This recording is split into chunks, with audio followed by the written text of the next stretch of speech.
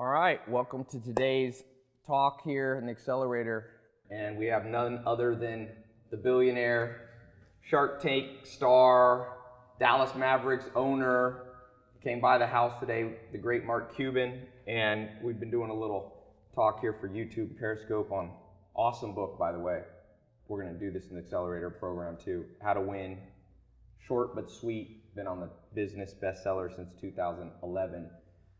So in this segment, I want to talk about money because we talk about three levels of this accelerator. It's money, understanding finances, entrepreneurial level, and then persuasion and sales.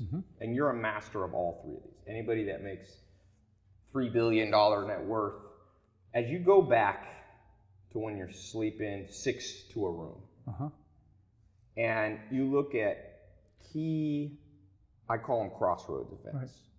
What are a few of them that take you from poverty to prosperity?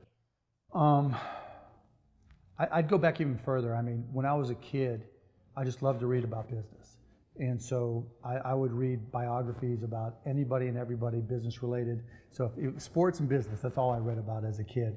And that gave me a fundamental foundation or background on business, more than a kid would typically have.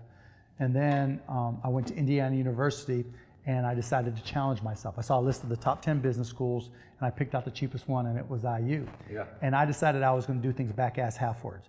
And so I decided my first 2 years of school. Hard to say. Yeah, back-ass half. I decided my first 2 years of school I wasn't going to drink. I was going to challenge myself by taking the hardest classes my first 2 years and then taking the easy classes my junior and senior year so I could party like a madman.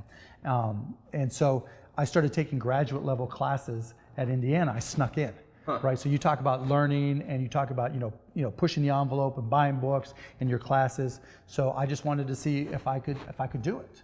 I wanted to see how smart I really was. And so I audited and snuck into graduate level statistics, graduate level finance. And it forced me to learn these things. And so that was the second thing. Then I got a job in computers. Even though I didn't know anything. I remember the guy asked me, he said, well, you don't have a background in computers. And I said, well, I'm willing to read the frickin' manual. RTFM was the line back then. And that's what I did. So I would come in at night. And that's kind of what Bill Gates and Paul Allen did. That's exactly right. You were on the same track. Well, exactly right. And so the thing about technology that everybody's got to realize is somebody invents something, right? And to the inventor and the people close to them, they understand it. To everybody else, it's a fresh start. You and I, whatever's invented right now, other than those inventors, you and I have equal opportunity to learn as much about it as anybody else. Right. And if you stay on the cutting edge, there's no experts. Right. That's exactly right. And there's total egalitarianism with technology. And so, I started to realize these things, that if I pushed myself and made the effort to learn, that I can keep up with anybody. And once I realized that kind of made me fearless. Because I'm sleeping on the floor, I got nothing to lose, right? I know enough about business now to be dangerous, and I don't know what I don't know, right? So I was willing to just go for it. And then I also knew how to sell. And so all those things, and I'd say one other thing. I took accounting and finance in college, and you have to take those things because they're the language of business. Who sounds like that, Maya? I like it when people more advanced than me say the same things because you make me look good. Because I always tell I got it from you, I just didn't tell you. No, I always tell people in my company, just the other day, a guy worked for me in marketing. He wrote me something like, this campaign's doing well. And I said, to make money, you have to speak the language of money. The language of money, you got to talk in numbers. And let's speak to the person watching, because a lot of people, I feel like school burnt them out because it forced you to learn math without any context. You probably like math because you're counting. I'll millions. I'll show you how much, well, no, not even how much I'm counting, right? I'll tell you how much I like math. I have a 6-year-old son, Jake. Yeah. And if he wants anything at all, he's got to answer a math question. Oh, really? Yes. Got to answer a math question. He's doing fractions now. He's 6, right? My daughters, I do the same thing, but they roll their eyes at me and say, Daddy, they're not as competitive. But math rules the world. Yes. There's nothing you can do without having a basic understanding of math. Now, you don't have to be a rocket scientist, and you don't have to know everything and quadratic equations and all that stuff. But once you understand that there's a rhyme and reason to math, there's a rhyme and reason to music, there's a rhyme and reason to business, there's a rhyme and reason to finance, there's a rhyme and reason to accounting. To your point, you can speak the language. Yes. More importantly, you can walk into any room and understand the language they're speaking. Yes. Right? Because you don't want to be embarrassed. well, not only do you not want to be embarrassed, you want to be able to win. Yeah. You know, so if someone else, if you can't understand, when someone starts talking about debits and credits and retained earnings and cash flow, right? Yes. What's the difference between profit and loss and cash flow? Huge difference. Yes. Right? How can you game it? What are the things that you need to understand? And by the way, cash flow is what you have to watch at the beginning. Always. You can have a lot of beginning paper and profit. end. Trust me. Yeah. You know, you could. Lots of people had huge. You know, Enron had huge net income. Yeah. You know, Bernie Madoff showed huge net income. Yes. Yeah, they ain't got shit now, right? Yeah. So you've got to understand all the elements.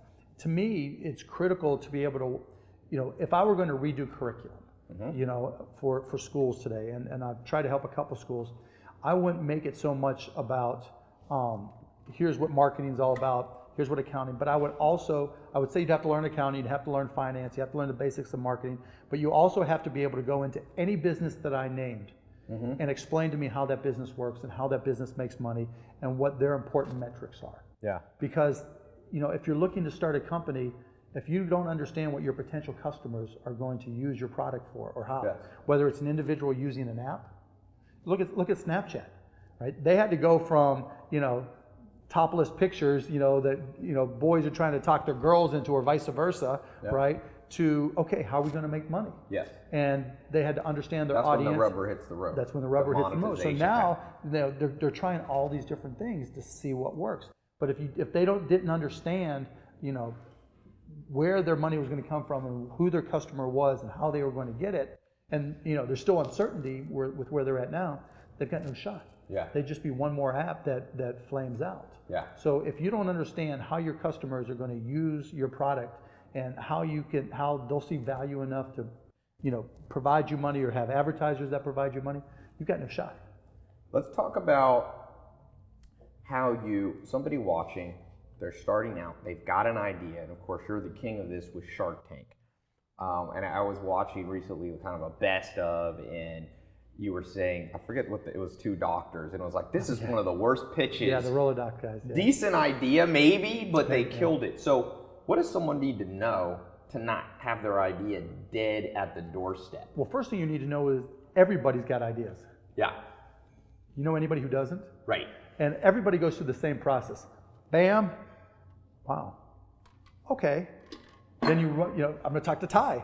Ty said, that's not a bad idea. And you get that feeling in your stomach, right? Where you know exactly what I'm talking about, where you get, it's the best idea ever, and you start bouncing around, you know, and you're all excited, and you run it by all your friends. You know, a couple might say it sucks, but you know, you're all excited. General consensus, right? And then you're like, now what? Yes. Right? There's that little line, and to really start a company, the number one thing you have to do is start the company. You have to come up with a product and service and go out and sell it. Yes. Until you sell it, you're just making excuses, right? Or until you get the product out there. You know, because there's some apps that may not have an immediate revenue stream, and that's okay as long as you keep your costs down. But you've got to get out there and do it, right? Because ideas are worthless until you turn them into something. And so, you know, just saying I'm going to start a company, and then, you know, I know one of the huge red flags when people come to me is, well, now I got to raise money. No, you don't have to raise money. The best companies in the world, you know, other than some major manufacturing companies, you talk about Bill Gates, you know, he didn't start with a lot of money. No, he didn't raise money until later in the game. Yeah, I mean, yeah, and not even then, he only did it because he needed to pay out his employees on options and stuff, right? Option, yeah, and so, you know, you pick a company, Michael Dell for Dell Computer, which, you know, used to be a household name. He started in his in his dorm room, right? You look at all these big Snapchat, Twitter, they started and then they raised money. Yeah. You just got to go for it. Yeah. You know, sweat equity is the best equity. Your time. That's a great line from this book. Sweat equity, just like what Joel Salatin had told me.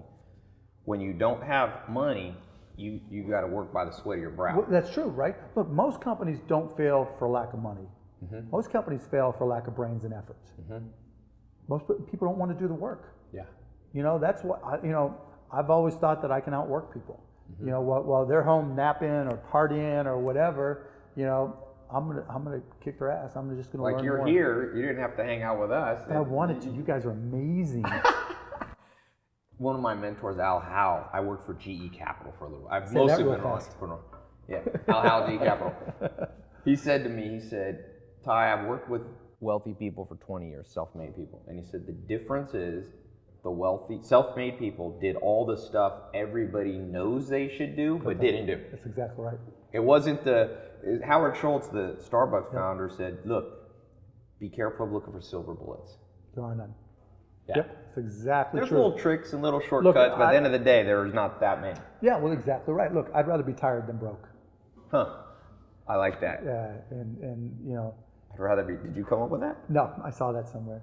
I'm working on a T-shirt brand with motivational quotes. Go to markcuban.com. I got some of mine. We got some? We'll do a Mark and then you Cuban also have line. to check out the 3 comma apparel. I've got one. I've got this T-shirts that they just have 3 commas on them. Okay. Because you know where 3 commas is?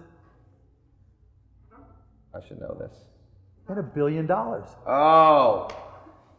See, none of then us are billion. You can tell who's a billionaire in this room. And so who then I've got isn't. another one that has just all the different symbols for currency. Just Nice. I'd rather be an entrepreneur than a wantrepreneur. All these different little sayings. So feel free to check them out. Yeah, we'll have to maybe do a T-shirt Oh, collab. yeah, you know what? I should give away some T-shirts. So we'll work on that too.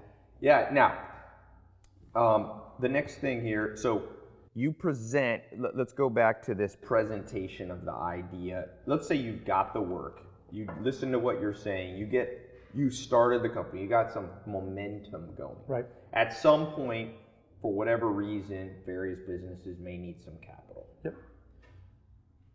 Hardest part for most people is how do you find people to talk to? Because not everybody can get on Shark Tank. Not everybody can be up in Silicon Valley. Let's say you're a kid. That's actually not hard. Okay. Because if you're growing your business, you have customers. Right. So do you look for funding Oh within yeah, customers? right. I might say, advance me a PO, right? Or I went to one customer when I was starting. Literally, there was a company called Architectural Lighting, who after I got fired, I said, look, here's where I'm at. I'm sleeping 6 guys in a 3-bedroom apartment. I just got fired, right? But I've been working with you. They were a customer at that company, and I didn't have a non-compete. And I said, do me a favor.